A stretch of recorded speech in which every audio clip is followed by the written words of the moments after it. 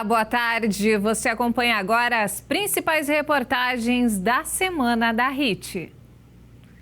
E com o preço dos combustíveis subindo, é importante saber como economizar. Um especialista em manutenção de carros dá várias dicas do que fazer para gastar menos. Encher o tanque do carro está pesando cada vez mais no bolso do consumidor. Desde o começo do ano, a Petrobras reajustou os preços mais uma vez. Para se ter uma ideia, em maio de 2020, o preço médio da gasolina no estado de São Paulo, na bomba, era de R$ 4,01, enquanto o diesel custava R$ 3,20. Agora, em fevereiro de 2021, o preço da gasolina saltou para R$ 4,61 e o diesel para R$ 3,68. Apenas em 2021, a gasolina já subiu o preço 4 vezes. E como fica o consumidor? Abasteço quase que diariamente e eu vou ter que deixar meu carro em casa, porque tá um absurdo o preço da gasolina. Ontem eu pagava R$ 4,30, hoje eu tô pagando R$ 5,00. É um absurdo. Olha, realmente é um absurdo, né? Porque a gente, quando aumenta o combustível, aumenta tudo, né? Aumenta o pão, aumenta o açúcar, aumenta o feijão, o arroz é um absurdo, né? Porque aumenta o combustível, né? Aumenta a gasolina, aumenta tudo, né? A gente tem que batalhar de todo jeito, né? Uma apertadinha daqui, uma apertadinha dali, tem que pôr gasolina, senão você não anda, né? O aumento vem sendo constante, né? Hoje você vai ao posto, você encontra um valor, amanhã você volta no posto, é um valor totalmente diferente. Você não consegue fazer isso parte das suas contas fixas, né? Por essa rotatividade de valores. Os nossos salários não sobem, né? Então eles não acompanham mais essa parte. Então eu gasto o meio de transporte próprio para poder trabalhar diariamente, eu gasto cerca de 30 quilômetros para vir, 30 para voltar e um tanque de gasolina por mês. Então, eu já estou começando a rever a necessidade de vir de transporte público, que ficará mais econômico. Encontrar alternativas para gastar menos é o que todo mundo quer. E acredite, existem formas de fazer isso. Mas a economia não está só na escolha do posto com o combustível mais barato. Você sabia que o modo como dirigimos o nosso carro e como cuidamos dele também interfere diretamente na economia do combustível? A manutenção do veículo pode alterar a autonomia dele, independente se é abastecido com etanol ou gasolina. Não é só questão de procurar o posto com combustível mais barato, né? Ou usar álcool ou gasolina. A manutenção interfere diretamente no consumo de combustível e também a forma de dirigir. Começa por aí, a parte de forma de condução. Como que você vai dirigir o veículo, né? Então, menos acelerações, freadas menos bruscas, você consome menos combustível. Dica, vidro aberto também consome mais combustível. Ar-condicionado consome mais? Consome. Os carros mais antigos eram em torno de 5% a mais. Os carros mais modernos, entre 1% a 2%. Então, houve uma melhora significativa nos carros mais novos, também no consumo de combustível, quando você usa o ar-condicionado. Uma coisa que todo mundo esquece, não é só procurar o combustível mais barato, é calibrar os pneus do carro. Então, semanalmente, no máximo quinzenalmente. Então, ou a cada semana ou a cada 15 dias, calibrar os pneus do carro. E os carros têm a especificação. Se está vazio, tem uma calibragem específica. Se está com o carro mais cheio de pessoas, outra calibração. Tem muita gente que anda com peso morto no carro. Não estou falando de pessoas, não. Estou falando de um toco de madeira, uma caixa de ferramentas enorme, furadeira. Não. Tudo que é peso a mais nos carros vai aumentar o consumo. Tanto é que tem muito carro que o paralama, o para-choque, é tudo de material plástico. Tem carro que até o capô é de material plástico. Por que isso? Que a montadora quer economizar? Não, quer deixar o carro mais leve. Então, peso morto no carro aumenta o consumo também. Uma dica muito importante. Muitos motoristas têm o hábito de andar com o carro no ponto morto para economizar combustível. Será que isso funciona mesmo? É mito ou é verdade? É um grande mito. É o famoso na banguela, né? Eu pego uma descida e ando com o carro em ponto morto, né? Para baixar a aceleração do motor. É mito. Então, qualquer descida, qualquer declive, sempre desça com a marcha engatada, engrenada. Seja no carro com transmissão mecânica e também nos automáticos. Você pode fazer a redução na marcha do automático. Assim o sistema entra numa coisa chamada freio motor. Eu vou usar menos o freio, porque a redução da marcha vai segurar um pouco o carro e o carro inteligente. Na injeção eletrônica, né, aqui temos um computador, que é o módulo da injeção. Ele entende que se você está usando freio motor, sobe o giro do motor, você não está acelerando, ele corta o combustível. Então é capaz de você descer toda a serra praticamente sem gastar quase que uma gota de combustível. Agora você já sabe, manter o carro em boas condições de uso pode significar a tão desejada economia no bolso. O quanto é importante no seu mecânico de confiança fazer manutenção. Aqui, um caso típico. Um filtro de ar, onde a peça nova seria esse amarelinho, esse papel aqui, amarelo clarinho, olha a cor que está. Impurezas, isso aumenta o consumo. Manutenção de cabos de velas, manutenção de velas, bicos injetores. Também a falta de manutenção aumenta consideravelmente o consumo de combustível. E mais de um ano depois da descoberta do vírus da Covid-19, cientistas no mundo todo ainda tentam entender por que as pessoas reagem de forma tão diferente à infecção. O novo coronavírus pode provocar sintomas leves, formas graves e sequelas a longo prazo, meses após a contaminação. Sintomas pós-Covid também estão sendo registrados nos olhos. Os médicos recomendam procurar um especialista para fazer o tratamento adequado. Quem poderia imaginar que uma miopia pudesse ser desenvolvida após 14 dias de Covid? Pois é o que conta a jornalista Tayara Barbosa, que teve como principal sintoma da doença ardência nos olhos. Quando o teste finalmente deu negativo, a dor nos olhos persistia muito. Como eu voltei para minha rotina, dirigi muito tempo em frente ao computador, eu percebi que eu tive algum comprometimento. Na semana passada eu procurei um oftalmologista que confirmou um grau de miopia nos 2 olhos e também uma inflamação na minha retina no olho esquerdo, que eu estou em tratamento agora. Kátia Giuliani também ficou com algumas sequelas. Ela não teve sintomas e descobriu que teve Covid 2 meses depois e percebeu algumas dificuldades como respirar e um certo esquecimento. Eu tive, a questão do pós-Covid primeiro foi a falta de ar que eu senti, mas a que me incomodou muito e que eu não tinha tido essa consciência que podia ser do pós-Covid, foram lapsos, são lacunas que ficam lapsos de memória do momento. São 14 dias de todo o quadro viral, mas a Covid tem deixado sequelas em diversas pessoas.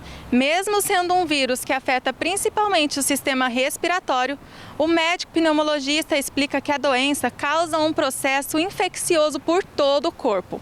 Para todos os casos, quem teve Covid deve ficar atento. Existe um protocolo pós-Covid-19. Na primeira fase da doença, de duplicação, tem remédios específicos. Na fase inflamatória, outros medicamentos. E se o paciente tomar remédio por conta, sem orientação médica, ele pode acabar tendo consequências gravíssimas, inclusive para poder ir parar numa UTI na terceira fase da doença, ou mesmo se escapar da UTI, ter sérias complicações depois da doença, depois da Covid, o que nós chamamos síndrome pós-Covid. E as operadoras de telefonia terão que explicar o suposto vazamento de dados de 100 milhões de brasileiros. Além do Departamento de Proteção e Defesa do Consumidor, órgão ligado ao Ministério da Justiça, as empresas devem se posicionar ao Procon São Paulo sobre o vazamento. Entre os meses de janeiro e fevereiro, dados pessoais de 223 milhões de brasileiros foram expostos. Informações como CPF, endereços, score de crédito e informações financeiras foram parar na mão de cybercriminosos. Na última semana, um novo vazamento de dados de brasileiros foi revelado. Ao todo, mais de 100 milhões de pessoas teriam sido vítimas de mais uma exposição no país. E mesmo tomando todos os cuidados, muitas pessoas têm receio de terem sido vítimas do vazamento e temem pela segurança de suas informações. Nunca aconteceu comigo, mas sim, a gente sempre tem receio de que cair em mãos erradas os nossos dados pessoais e aconteça alguma coisa com o nosso nome, com a nossa índole, nosso caráter, porque mexe com tudo isso, né? Tenho um pouco de medo, mas nunca aconteceu. Eu tento tomar todas as precauções aí que os aplicativos dão, de segurança extra, tudo, mas ainda bem nunca aconteceu comigo. A gente tem dados o tempo todo, a gente vive na internet e esse é um risco real a todo momento. A gente sempre tenta desconfiar de links, a gente sempre vai na matriz, vai direto no original, não confia em coisa compartilhada. É um tipo de cuidados básicos. Esse vazamento mais recente foi descoberto pela empresa de cibersegurança Psafe no dia 3 de fevereiro deste ano e apontou que a origem do problema está em operadoras de telefonia móvel. De acordo com um especialista em tecnologia e segurança cibernética, esses dados geralmente são vendidos em um mercado clandestino da internet, na chamada Deep Web, e valem muito dinheiro. Especula-se aí que num banco de dados do último vazamento, desse de 100 milhões de dados pessoais, a venda de $1 por dado pessoal. Então, um cidadão vale $1 ali. Normalmente, esse tipo de ataque é prevendo ou com foco em uma vantagem financeira. Normalmente, não tem outra motivação. Então, assim, quem rouba uma grande quantia de dados, ele pretende vender esses dados em massa porque o montante vale um valor relevante. Mas quem compra os dados ou quem vaza poucos dados, por exemplo, ele tem o foco em algum tipo de empréstimo, algum tipo de vantagem financeira em instituições financeiras. As principais operadoras que atuam no país foram notificadas pelo Departamento de Proteção e Defesa do Consumidor do Ministério da Justiça. As empresas têm 15 dias para dar uma resposta sobre o problema. De acordo com o órgão, a Psafe foi notificada para explicar como foi informada do vazamento dos dados, como se deu o contato com o hacker que noticiou o vazamento, quais foram as informações vazadas e se o vazamento se deu apenas no ambiente conhecido como a Dark Web, a internet obscura. O Procon São Paulo notificou as supostas empresas responsáveis pelos vazamentos de dados. Elas vão precisar explicar como eles vazaram, o que fizeram para conter o vazamento e o que vão fazer para reparar os danos. E já existem ferramentas que ajudam a monitorar fraudes. Uma delas é o Registrato do Banco Central, que permite monitorar se contas correntes e empréstimos estão vinculados ao seu CPF. O credenciamento pode ser feito pelo celular e pela internet. Os especialistas também orientam outras medidas práticas que podem ser adotadas para reforçar a segurança dos nossos dados. Coloque, use uma senha com uma certa complexidade, com letras, números, caracteres especiais, pelo menos 8 a 9 caracteres no mínimo. Uma outra dica que é muito importante também, que a maioria das pessoas não segue. Elas colocam dupla autenticação, elas colocam uma senha com uma certa complexidade, mas eles usam o pessoal usa a mesma senha em todos os aplicativos. Então, você tem na rede social a mesma senha do banco, a mesma senha do e-mail, a mesma senha do seu software de trabalho, da RP da empresa, a mesma senha do login de rede. Isso é altamente não recomendável. E agora você vai conhecer uma história que tem servido de exemplo para muita gente. Da advogada e cadeirante Fernanda de Dourados, Mato Grosso do Sul. Apesar da sua deficiência, ela usa a rede social para falar como consegue superar as dificuldades e ter uma vida normal. O cumprimento dos direitos do deficiente, assim como a acessibilidade urbana, tem avançado, mas ainda está longe do ideal para que cegos, surdos, mudos, cadeirantes e pessoas com outras limitações motoras tenham uma vida independente. É assim, gravando vídeos e postando em rede social, que Fernanda leva a mensagem de inclusão da pessoa com deficiência na sociedade. Ela faz questão de mostrar quais são os grandes desafios que enfrenta no dia a dia. Mesmo com algumas limitações, ela revela que teve uma infância praticamente normal e que foi na adolescência e na fase adulta que percebeu as barreiras que teria que enfrentar como cadeirante para ter autonomia. Como eu era muito pequena, eu tinha 7 anos, eu não tenho muita recordação da minha vida antes da cadeira, já tenho muita memória de depois. E eu costumo dizer que foi natural pelo seguinte sentido: eu comecei a minha vida já na cadeira. Então, da minha adolescência para a fase adulta, que eu comecei a perceber o que eu encararia na minha vida e o que eu teria que enfrentar. Com 28 anos, formada em Direito, decidiu encabeçar um movimento de conscientização nas redes sociais. Eu preciso fazer alguma coisa para que as pessoas nos enxerguem. Isso faz mais ou menos uns 2 anos e meio, quando eu decidi criar o meu projeto de conscientização, que é as palestras que eu dou nas escolas públicas e privadas também, no ensino médio e também nas universidades.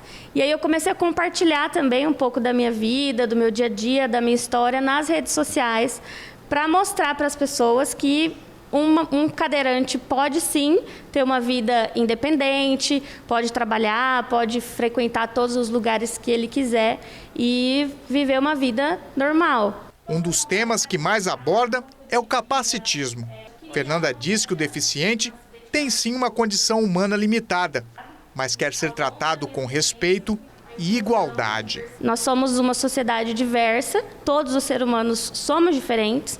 A gente não romantiza a deficiência, ela existe, é uma condição humana, mas ela precisa ser respeitada e eu preciso ser vista primeiro como Fernanda e depois a minha cadeira. E isso é sempre invertido, entende? As pessoas, quando me veem a cadeira, a deficiência, depois a Fernanda. A acessibilidade é o que vai permitir que a gente acesse todos os lugares e chegue até o maior número de pessoas possíveis e participe efetivamente da sociedade, né? Sem acessibilidade, uma pessoa com deficiência não consegue ser independente.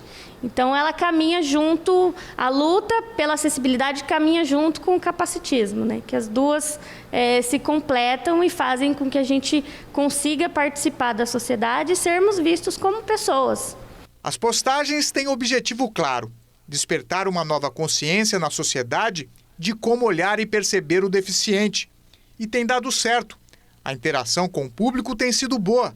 Fernanda já conta com mais de 4.000 seguidores no Instagram. Eu vejo algo muito positivo e um despertar assim das pessoas em relação a isso. Elas falam para mim que antes de me conhecerem, o contato é muito pouco e o receio também é muito grande, né? De você abordar uma pessoa, de você oferecer ajuda, de você saber como é a vida particular daquela pessoa. Então, eu mostrando isso, elas começaram a perceber que as coisas são possíveis e começaram a reconhecer o quanto elas são capacitistas e precisam mudar algumas coisas na vida delas.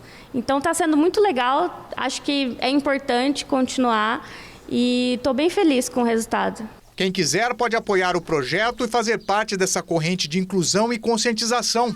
É só seguir a página da Fernanda, Fer Willeman, com W, 2 L's e 2 N's. Muito bem. E veja a seguir, pesquisa revela que mais da metade dos brasileiros não consegue guardar dinheiro. E ainda, projeto social transforma a vida de crianças e adolescentes através do esporte. Eu volto em instantes, até já.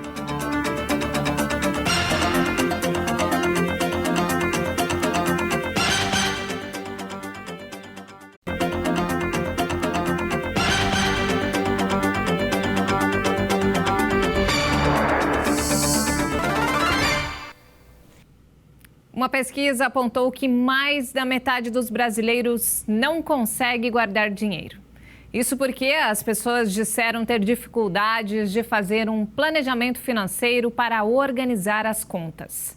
Apesar do aperto no orçamento, a maioria se mostra preocupada em manter as contas em dia. Tem gente que só em ouvir falar em guardar dinheiro. É difícil guardar dinheiro. Mas peraí, vem cá. Não, tô com pressa, obrigado. E não é à toa, porque muitos brasileiros têm dificuldades para guardar dinheiro. O cenário de incertezas gerado pela pandemia da Covid-19 desestabilizou a vida financeira de muita gente. Não consigo, não consigo de verdade. Estou trabalhando até nisso, mas não adianta. É uma dificuldade para mim. O que você acha que acontece? Paga todas as contas e quando vê não sobra nada? Exatamente. Aí quando sobra um pouquinho, acho que vou comprar alguma coisa para mim e acaba sobrando nada. Guardar dinheiro não dá de jeito nenhum. Não, não dá. Não sobra. Não tem nem como. Falta, o negócio vai faltar. De jeito nenhum. Nunca não consigo nada. Nada. É muito difícil a realidade do brasileiro. Por que você acha que a gente nunca consegue guardar dinheiro? Tem que pagar as contas, aí quando vê não sobrou? Exatamente, o valor das coisas está muito alto, o salário que é baixo, a gente não consegue fazer nada. Você tenta planejar as contas, planejar o orçamento de alguma forma para fazer sobrar? A gente tenta de alguma forma, né? Mas é muito difícil, muito complicado mesmo. Você consegue guardar dinheiro? Não. Não? Por quê? O que você acha que acontece? Porque as coisas estão muito caras, a comida, tudo aumentou tudo. Quem ganha um salário mínimo dá para guardar dinheiro? Na onde? Quem tem filho, quem tem um monte de coisa. Não tem como. De maneira nenhuma. E não é porque... Eu acho que além de estar difícil mesmo, eu toda a vida fui assim. Sempre sou gastador, nunca consegui guardar nada, não. O senhor nunca teve disciplina para guardar, para poupar? Nunca tive. Minha mãe, meus filhos mesmo, reclamam demais disso, mas é que não tem jeito. Não tem como. Não aprendi quando era novo e não é agora que eu vou aprender. O que o senhor acha que faz de errado para não conseguir guardar? Vou comprando o que eu gosto, o que eu vejo. Me interessou, eu compro. E aí, de repente, vejo que está faltando dinheiro, acabou. Uma pesquisa realizada no começo do ano e que ouviu 1.500 pessoas mostrou que 56% dos consumidores, ou seja, mais da metade, não consegue guardar dinheiro. E tem mais, 50% tem dificuldade em fazer um planejamento financeiro para organizar todas as contas. A gente fez a pesquisa em janeiro desse ano, janeiro de 2021, e percebeu isso. Mais da metade dos brasileiros, ali de 1.500 pessoas ouvidas, sente muita dificuldade para guardar dinheiro e também para fazer o planejamento financeiro, né, para conseguir manter as contas em dia.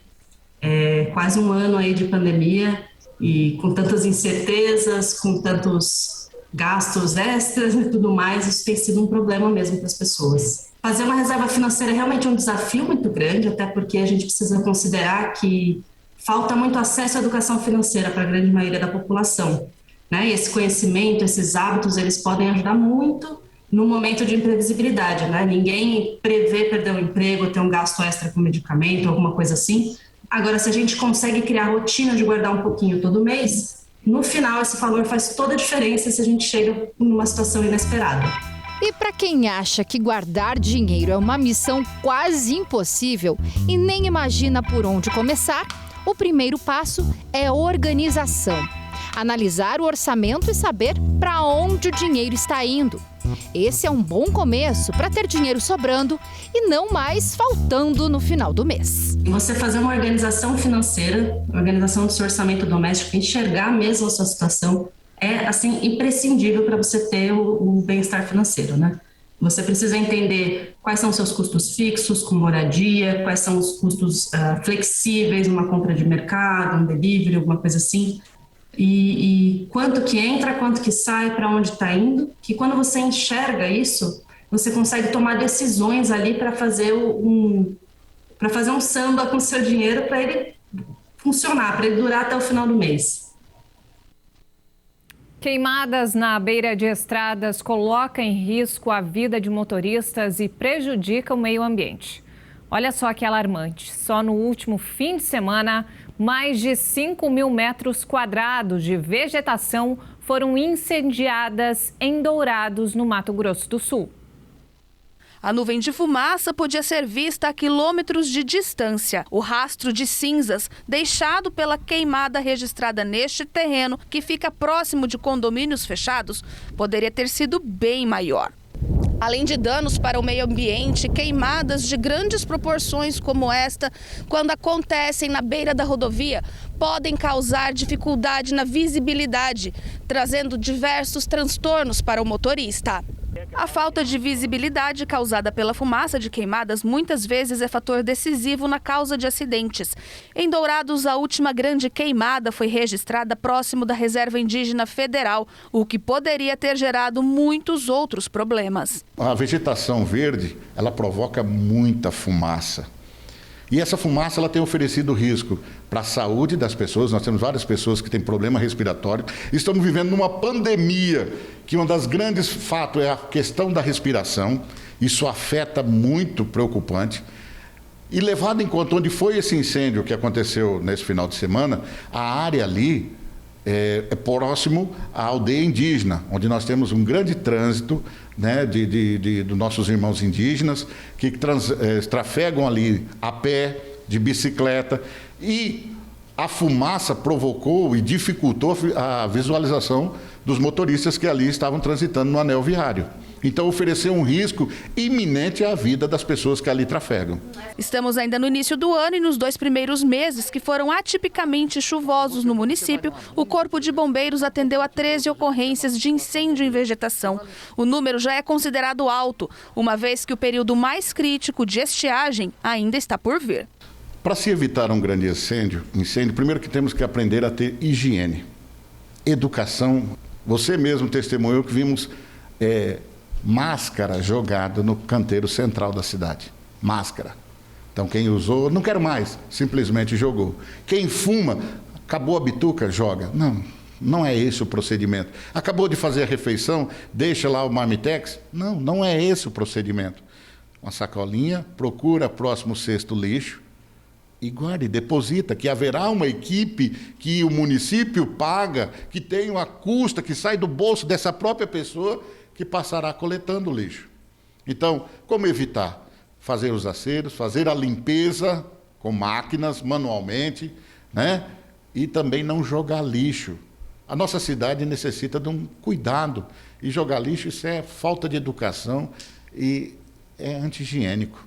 Domingos lembra ainda que a população pode colaborar para evitar situações como esta, além, é claro, de denunciar este que é também considerado um crime ambiental. A denúncia ela pode acontecer via 193, mas o mais correto é via 153 na Guarda Municipal. Temos a Guarda Municipal Ambiental, temos lá um pelotão específico para fazer as autuações. Também temos a Polícia Militar Ambiental, que é responsável para esse tipo de fiscalização. Nós, do Corpo de Bombeiros, quando recebemos essa denúncia, automaticamente indicamos que se faça a denúncia diretamente a esses locais. O nosso trabalho é de combate ao incêndio e orientação. A fiscalização é realizada agora por um pelotão específico da Guarda Municipal e da Polícia Militar Ambiental. A pessoa pode incorrer o risco até, independendo da situação, se oferece risco iminente. Temos vários detalhes, pode ser até conduzida para a prisão. E um projeto social de Campo Grande está transformando a vida de crianças e adolescentes através do esporte. Mais de 5.000 crianças já passaram pela ONG Asas do Futuro, que atua há mais de 20 anos na região e depende de doações para continuar transformando vidas.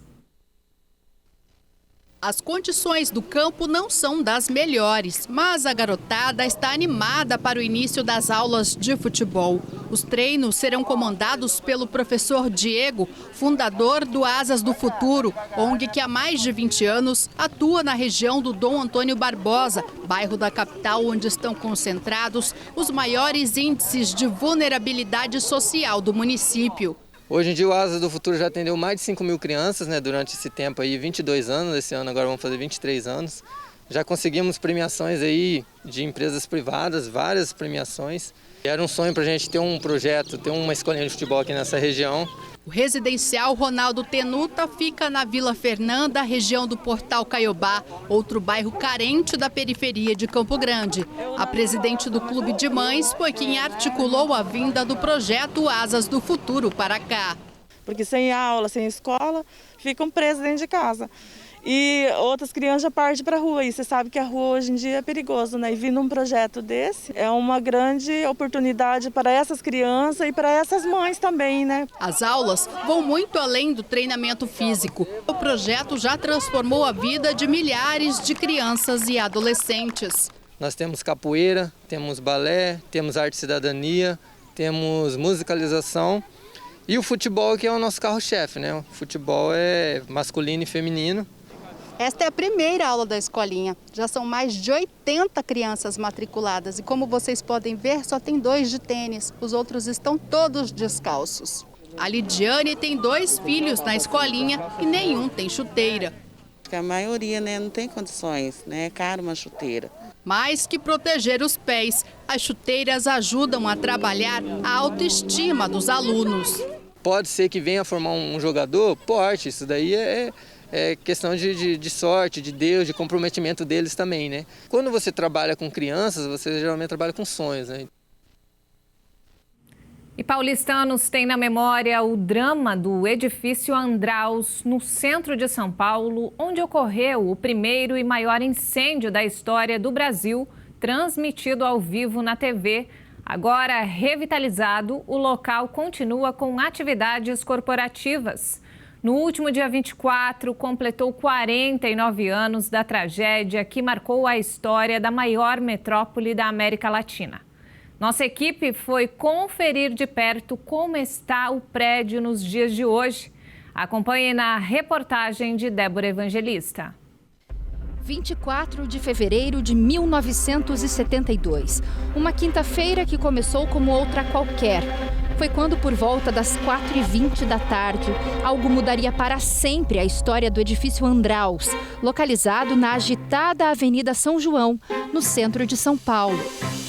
Incêndio no prédio das lojas Pirani. Em poucos minutos, as chamas envolvem todo o prédio de 28 andares. Na Avenida São João, milhares de pessoas acompanham horrorizadas o drama das vítimas. O incêndio começou com uma sobrecarga no sistema elétrico no segundo andar, onde havia uma loja de eletrodomésticos. O fogo se espalhou rapidamente, consumindo o prédio inteiro em apenas 2 horas. O incêndio do Andraus foi, na época, a primeira grande tragédia transmitida ao vivo pela televisão brasileira.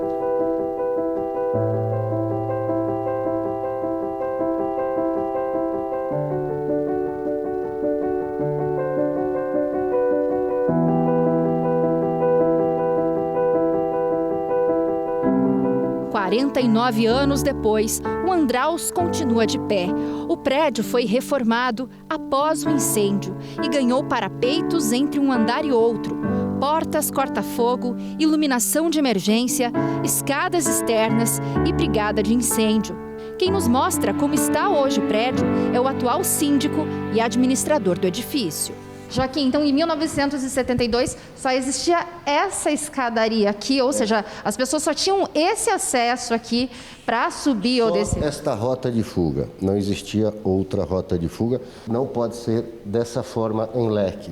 Os degraus não podem diminuir de tamanho, eles têm que ser uniformes. Hoje você tem 2 rotas de fuga, né? Além dessa interna, você tem a externa. As 2 estão protegidas por porta corta-fogo, que estão interligadas com eletroímã ao alarme de incêndio. Tocou o alarme, ela desativa todos os ímãs e todas as portas vão se fechar. Antes não existiam essas portas corta-fogo? Não existiam. Hoje a gente tem detector de fumaça, alarme, câmera em todos os andares. Hoje a gente está bem melhor em matéria de segurança. São 115 metros de altura, divididos em 28 andares. Na época, o Andraus era um dos poucos arranha-céus de São Paulo. No incêndio morreram 16 pessoas, mas graças ao resgate aéreo, muitos se salvaram. Sem conseguir usar as escadas de emergência, muitas pessoas que estavam no prédio correram para a cobertura, onde foram resgatadas por helicópteros. Foram quase 500 resgates. Então esse lugar que a gente está aqui serviu para que muitas pessoas se refugiassem, né? Subiram então aqui para essa cobertura para fugir do incêndio, né? Até porque o incêndio, por ter começado no térreo, você teve um agravante, né? Aí o fogo subiu. Então as pessoas dos andares, a hora que viram a fumaça, fogo, o que fizeram? Isso é instintivo, acabaram subindo. E muita gente veio parar aqui. E naquela oportunidade foi, até por ser o primeiro incêndio, foi utilizado helicópteros para resgatar as pessoas que vieram se abrigar aqui.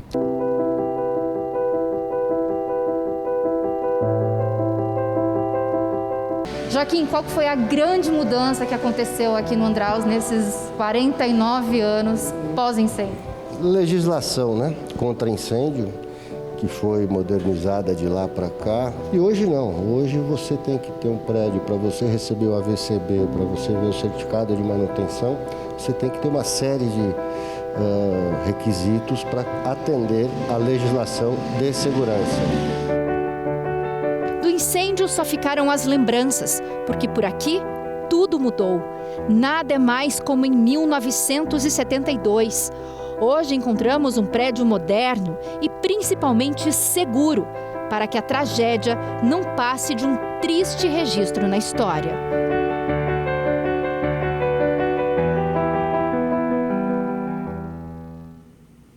Essa edição fica por aqui. Mais informações ao longo da nossa programação. Obrigada pela companhia.